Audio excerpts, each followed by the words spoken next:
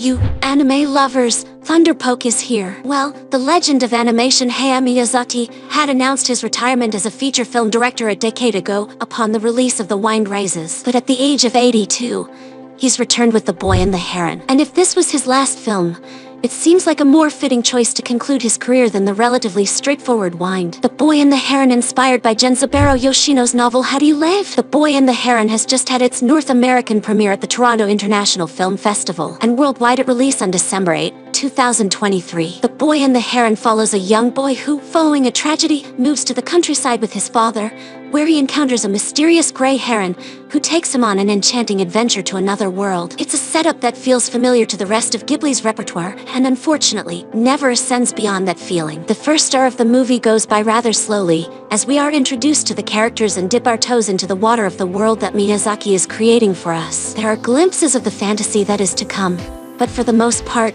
it's a more grounded story about the cost of war. Speaking in Ghibli terms, it's more reminiscent of Grave of the Fireflies than Miyazaki's cheerier work. Well, The Boy and the Heron looks great but is narratively underwhelming. Yes, it is in the second hour of the film that Miyazaki goes all in on the whimsical world building that fans associate with him. Yet, it still feels somewhat underwhelming. The ideas on display here don't have the same level of imagination as some of his finer work, and it feels like we're having to rush through to wrap everything up too quickly. On one hand, The Boy and the Heron is probably Miyazaki's most dense and cryptic movie yet. It's a very dense narrative that will likely take most viewers multiple viewings to dissect in its entirety. At the same time, it feels overly familiar. You can see shades of Spirited Away and even bits of Nausicaa of the Valley of the Wind here. But the film doesn't feel like it is in conversation with those works, but a derivative of them, like someone was copying Miyazaki's style. Disappointing, considering that it is made by the man himself. The one aspect of the movie that is undeniably grand and magical is the animation,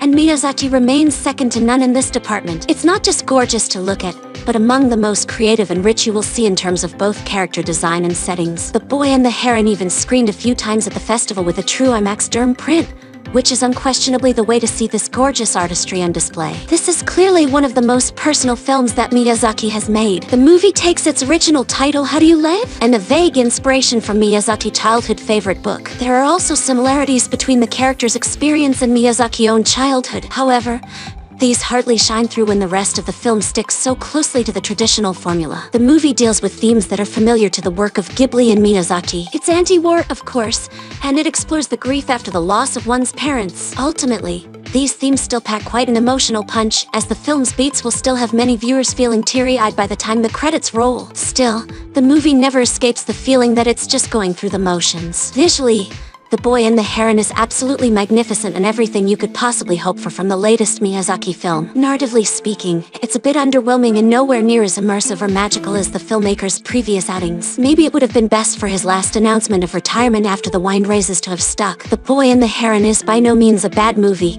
but it's probably the weakest in Miyazaki filmography. If overall I have to say then, The Boy and the Heron is definitely a good movie and you should watch. But it's supposed to be the last movie of Hayao Miyazaki, so just don't expect it to be the best movie of Ghibli, because The Boy and the Heron does not quite reach the heights of Miyazaki's greatest, that's all. Well, this is it. Before leaving this video, make sure to drop a like and subscribe Thunderpoke. I'll see you in my next video.